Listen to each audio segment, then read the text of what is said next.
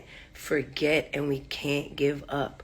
So we can't be over here getting all doubtful and feeling like we don't matter, because the thing is we do control everything that's happening. So, in honor of that, I would love to bring on my sister, Stacey Abrams. Man, this woman, every time I speak to her, I feel not only like I'm speaking to my friend or my auntie or just somebody who is so like in my vibe and in my space and like able to really make things make sense. So, there goes my sister Stacey Abrams. Thank you for jumping onto my live today. We're talking to all my favorite people. Obviously, a lot of these people have been coming to see me on tour, and we've been having a beautiful, beautiful time together. And I think that people are more motivated than ever to really understand more of our power. And I think that's what you give us. You give us the clarity that we actually do have power. You are a most magnificent, I like to call you a monster. You're a monster because you don't stop. And no matter what happens, you have a goal and a focus, and you are going for what's best for the people. So I think one of the things I want to bring up for everybody that you shared with me that I thought was just so powerful. Obviously, we're coming up on midterms. I think a lot of us, we always start to see the big hurrah around the big, presidential election, but the midterms we're all learning is probably even more important than the presidential elections. And as you said, governors matter. This midterm's about governors. And what's happening is they're trying to take the power from Congress and give it to governors. And they're trying to control us at the state level. So that's the reason why, state by state, our power is actually incredible. And that's what I wanted to make sure everybody could hear you talk about. So, tell me a little bit the oh shit moments. I hope you don't mind. I apologize. It's how I talk. Tell me a little bit about the oh shit moments. Like, if we're not engaged in our midterms, what is at stake? Okay, so think about it this way. Presidential elections are like buying your new phone, but the midterms are the end user contract. That's when all the fine print is. That's where all of the decisions actually get made. So the money that gets sent by the federal government that comes to the states, it's the governor who decides where the money goes. The rights that we enjoy, the right to, control your own body through reproductive care, that right is now in the hands of governors across this country. And if you live in the South, from Oklahoma to South Carolina, you no longer have the right to control your body. Gun safety, the decisions about guns, what the Supreme Court said is that's up to the states. And the state gets to decide if someone can walk into your child's school carrying a pistol that's loaded. And in Georgia, they can, because that's what the governor decided. If you can't afford to stay in your house because your wages are too low and your rent's too high, it's the governor who decides how much work your mayor can do to help you. And so even if you know who your mayor is and your president is, it's the governor who decides how much money you get, how much power they have, and what your freedoms look like in the state of Georgia or across the country. So that's the facts. That's the facts for everybody to see. I think everybody can see why it is so important. Obviously, this midterms is so important to really make sure that we're involved. Talk to me a little bit about voter suppression. We're hearing a lot about voter suppression, especially in your state of Atlanta and in the southern states, just everywhere. It's an action that's going on. It's gone on forever. It's probably one of the oldest tricks in the book. Talk to me about it. Is it getting better? Is this going to help it get better? Again, give me some insight. Okay, so you hear voter suppression and election fraud in the same language. It's not the same thing. Voter fraud is somebody putting on a fedora and a mustache to go and vote more than once. Voter fraud, electoral fraud, is about changing the outcome, and that's usually by voting more than you should or lying about what happened. That's what Donald Trump did. What I talk about is voter suppression. That's about access. That's, can you register and stay on the rolls? Can you cast your ballot, and does your ballot get counted? And after the 2020 elections, states like Georgia, governors like Brian Kemp, and secretaries of state like Brad Raffensperger made it harder to vote because they didn't like the outcome. Now, they get a lot of credit for not cheating in the outcome. They instead decided to cheat on the access. So they've made it harder to register. They've made it harder to stay on the rolls. They've made it harder to cast your ballot. If you are a senior citizen who used to get your absentee ballot, you know, your grandma, she knows that her Right. ballot's coming in the mail. It doesn't come anymore in Georgia. You have to apply again, and you have to have a printer to print it out. You got to sign it, scan it, upload it, unless you can go and find the office to give it to you. And you have to do it not more than 78 days before the election, but no fewer than 11 days before the election. That's a lot of work for somebody who's 92, Right. or someone who's disabled, or someone who's a student. And Yep. so part of the issue is voter suppression is about whether or not you have access to the ballot. No one's guaranteed the outcome, but every American citizen should be guaranteed access. And unfortunately, Republicans across the country, led by Brian Kemp, have made it harder to access the ballot. What is a good place that we can go for information about how we're able to access the ballot if some of us are needing to be, to get our mail-in ballots? Is there a certain place we're supposed to go that we can get the most up-to-date information? Yeah, so if you come to my website, stacyabrams.com/vote, we can tell you all about it. One thing we're encouraging folks to do is vote early. Georgia has 3 weeks of early voting starting October 17th. And because they're making it harder, you know this, when they put obstacles in your way, you can either run into the obstacles or you can figure out a way around them. There we And go. your whole career has been navigating the obstacles. What I want voters to do is navigate these obstacles. If they vote early, then it's harder for people to stop you. We want people who want to vote absentee to do so, and you can go to our website and learn more. But we need people to make a plan to vote early, because it's going to get harder. The closer we get to victory, the harder they're going to work to stop us. So we've got to get our votes banked early. It's like putting money aside. You got to put the money aside early before Christmas, because when Christmas comes, it's a little too late to get everything you need. So Right. that's what we want folks to do. You're right. Now, I do always get stuck at that Christmas rush, and it's not fun. So let's definitely not do this for something as important as that. Let's talk about abortion rights. Let's talk about reproductive rights. Obviously, this is a lot on our minds.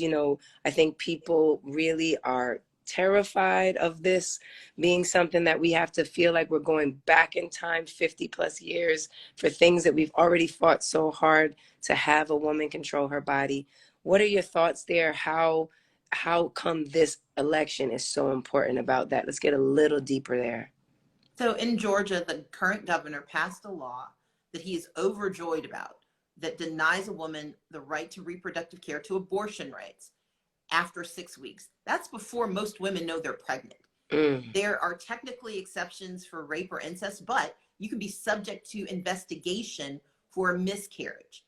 And you have to file a police report for abortion, for rape or incest. And if you're disabled, or if you are a child, or if you are like 70% of women and you don't report rape because you don't want to be traumatized by the process, right, you are denied reproductive care. But what I want people to understand is that governor of Georgia, even with a Republican legislature, I can do something about it. I have the ability to move legislation and incentivize folks to vote to change the law. What Republicans are going to want you to think is, well, it's already a done deal in Georgia, you can't undo it. Of course you can undo it. Electing me as governor means I have the ability to say nothing else passes. You don't get anything else you want until you give women back their right to control their bodies. That's what we can do in Georgia. That's what we can do with governors across the country. But this is especially important in Georgia because 33% of the population in Georgia is comprised of Black people. Black women have the highest risk of death from pregnancy. 1 in 5 women in Georgia don't have health insurance before they get pregnant. And under Brian Kemp, they won't have it after they give birth. And so they're more likely to get sick and to die if we don't have a governor who is actually willing to give them access to health insurance ahead of time, give you the right to control your body if you decide to get pregnant, and give you the ability to take care of your family if you decide to carry to term. But we need a governor who actually believes in a woman's right to control her body. I think one of the things that's most divisive about politics at all is that, obviously everyone has different ways of looking at things. And so I just want to encourage everybody who's a part of this live. This is an open conversation for us to get more information, to have a conversation. This is done with love and respect. And each of us definitely have the rights of our own opinion. But I think a lot of times people don't necessarily look through the eyes of each other. And so I think it's a really important thing to look through the eyes of each other. One of the things that, I feel you're different from everybody else, because like I said, when I first jumped on, to me, when I talk to you, I feel like I'm getting it straight. I know that I'm getting information that's clear. It's not like convoluted with a bunch of kind of craziness. I feel like it's very clear. Why do you feel you're different? One, because I know how to do this job. I've been privileged to work in government, but before I was in government, I was poor, I was Black, and I saw all the things you had to do to get up and get out and to move forward. And I want to do that for other people. But I also know how the law works. We've got to get back to basics: Mm, education, healthcare, housing, the mm, ability to make a living, whether you work for yourself or work for someone else. But you also need a governor who can protect your families and your community, and someone who can protect your freedom. Those are things I know how to do because I did it for 11 years in the legislature. I worked with people who did not agree with me. One of my proudest moments, I worked with somebody who thought the KKK was a misunderstood militia, but we worked together to get money into the pockets of grandparents raising grandchildren, because those children otherwise would have ended up in foster care. I mm, can work with anyone to do good, and I can win this election because if mm. people show up, I know their questions, our vote doesn't count. If it didn't count, they wouldn't be fighting so hard to stop it. But in Georgia, we have even better proof. We beat those who said we couldn't win in 2020 and 2021. And now if we do it in 22, we will not only elect me as governor to help Georgia, I'll be the first Black woman in America in history to have this job. And can you imagine what it would be like to have someone who has our lived experience with the power to do something about it? We haven't seen that before. And as you said, I'm different. Yes, no, you're 1,000% you are. And because you care about people, you care about all people, you care about doing what's right, you care about helping in a real way. I mean, I can't even imagine myself being in the government. A lot of people say, Alicia, would you like get involved in government and things like that? I mean, I feel like there's so much behind it that you have to navigate that it would be so tricky, but you really do. I feel like your motivation is all of us, is the people, it's information, it's knowledge, it's fairness, it's equanimity, it's all these things that I think we all fundamentally know is our rights and that we deserve. I think something you bring up that I would like to, some people are talking about voter apathy, and I know a lot of people feel like, their votes don't matter. To your point, if it didn't matter, people wouldn't be trying so hard to stop us from being involved, and obviously that's a to me that's a planted thought. So that thought is a lie. But this doable? Is the change we want to see doable? Is it possible for us to not every year after year feel like we're like barely holding the ceiling up, fighting back, more oppression, or more people who just don't seem to care about humanity? But the dollar, trumps all. So is it doable? Talk to us about that. Give us some insight for that. It not only is doable, it is absolutely going to happen if we believe in our power. Mm, We know that voting isn't magic. Voting is medicine. But like any medicine, you got to take it over and over again. And sometimes it's nasty. Sometimes it makes you feel worse than whatever you're sick with. But once mm, in a while, we have a chance to actually move things forward. Georgia has $5 billion. It's like we won the lottery. We've paid all of our bills. We bought the house. We've done everything we need to. We still have $5 billion left over. And we have a governor who wants to give that money to the wealthiest Georgians. Or you can hire a new governor who wants to make sure we pay teachers a living wage, who wants to invest in education and make sure that you can go to technical college for free or get need-based financial aid if you're in college. I want to invest in small businesses, especially Black and brown-owned businesses. I want to make sure that we spend the money on our people on affordable housing, and we can afford it. For the first time in 50 years, we mm, actually have the money. We just need the governor. And the mm. way we win, you're going to hear a lot of different polling, but the way we win is by what they did in Kansas when they beat back that abortion law, That's what right. they did in Alaska when they elected the first Native American woman to go to Congress. We Yes. can do it in Georgia if we believe that we have the right to be heard. I don't need everyone's vote. I just need your vote. And if people listening, if people vote, if they don't worry about what other people are doing, if they vote for what they need. I have 4 years when I wasn't in office where I paid off the medical debts of 68,000 people. I put 150 Wi-Fi devices across the state for folks who didn't have access to the internet during COVID. I made sure that we took people to get vaccines when the governor wouldn't do it. That's what I did when I didn't have the job. Imagine what I would do if I had the job and the power of that title. I love that. Listen, I love you. I really I love appreciate you too. your tenacity.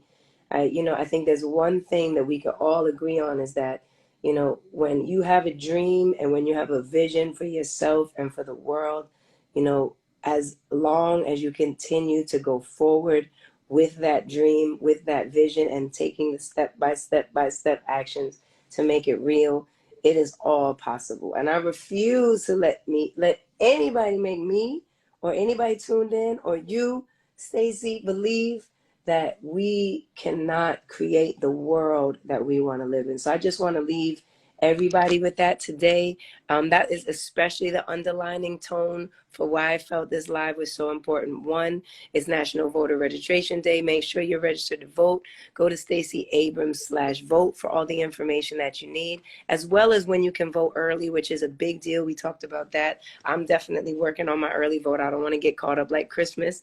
And just make sure that we're paying attention to what's going on to us in our neighborhoods, in our communities, to the people that we love.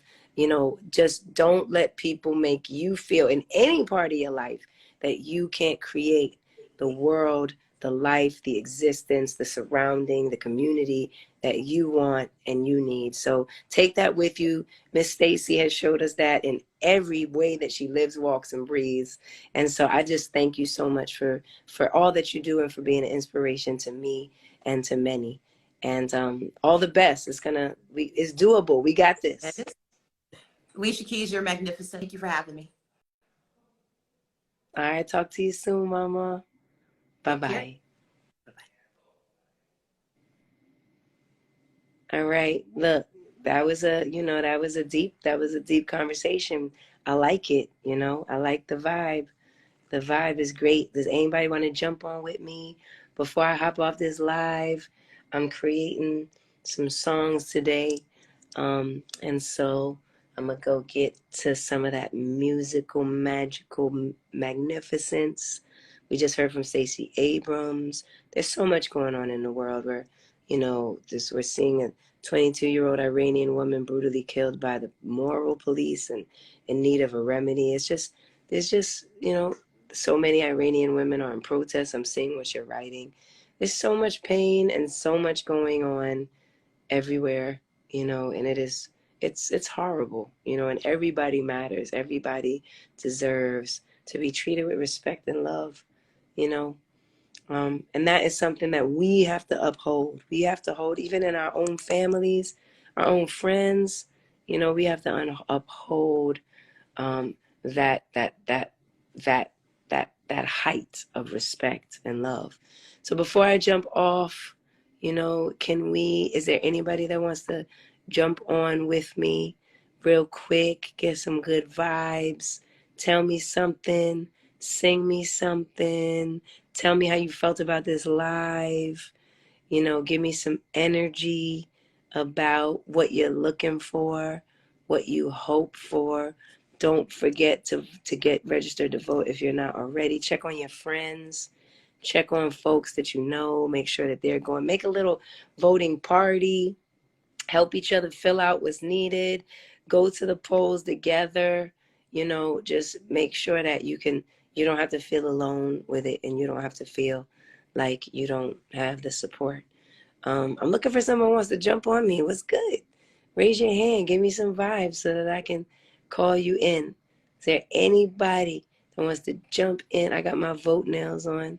See? Vote. Hey. Oh, I love what you're saying about keep going and create your future. I love what you're saying. Listen, this has been beautiful. I always love connecting with y'all. I love talking with y'all. And I see that you guys are motivated and fired up. Let's keep that going. Let's keep that energy going. We are change makers. We are the direction. We are what we want to create. And fuck the bullshit. Nobody else can take it from us if we are present and strong and united and together. So, ooh, hi, Allison Russell. I've been thinking about you. I'm calling you in for the live. It might be a little bit intrusive, but shall we try? Look, I can't call nobody in, no matter who I touch. What's up with that? But we can do this. And yes, Allison Russell's music is magnificent. Make sure to check those vibes out if you haven't already. I'm so glad that she is here. I think this was a powerful moment.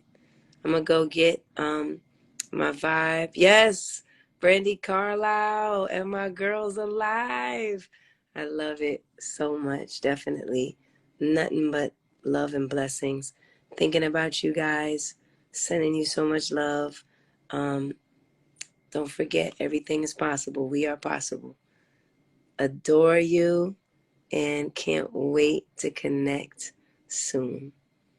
Big, big love. Mwah.